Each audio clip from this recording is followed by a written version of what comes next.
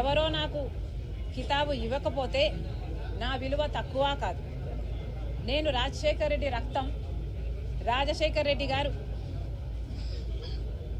YS Rajasekhar Reddy గారు అయినప్పుడు ఆయన బిడ్డ వైఎస్ షర్మిలారెడ్డి కాకుండా ఎలా పోతుంది?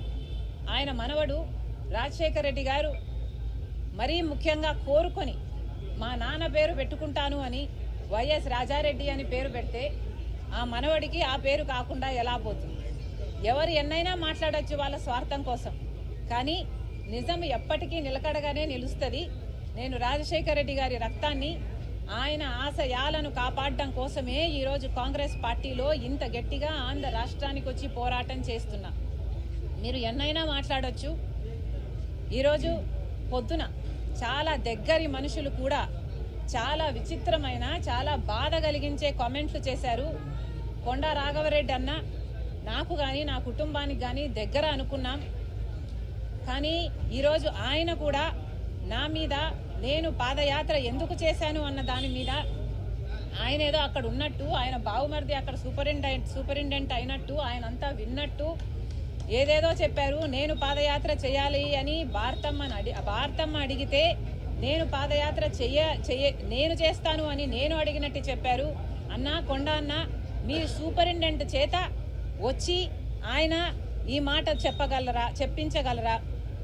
మీరు మీ దేవుని మీద, మీ బిడ్డల మీద ప్రమాణం చేసి జరిగింది ఇది అని ప్రమాణం చేయగలరా మీడియా ముందర?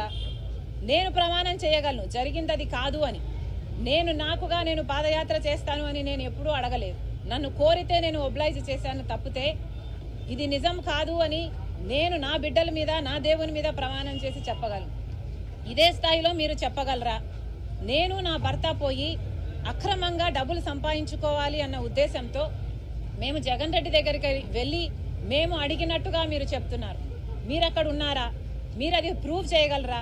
కనీసం నేను విజయవాడకు ఆ ప్రమాణ స్వీకారం రోజు తర్వాత ఒక్కసారి ప్రైవేట్ అఫైర్స్ విషయంగా పోవడం తప్పితే, అది కూడా విజయమ్మ గారితో సహా నా భర్తతో కాదు, పోవడం తప్పితే మొన్న పెళ్లికార్డు ఇచ్చేంత వరకు నేను ఎప్పుడూ పోలేదు.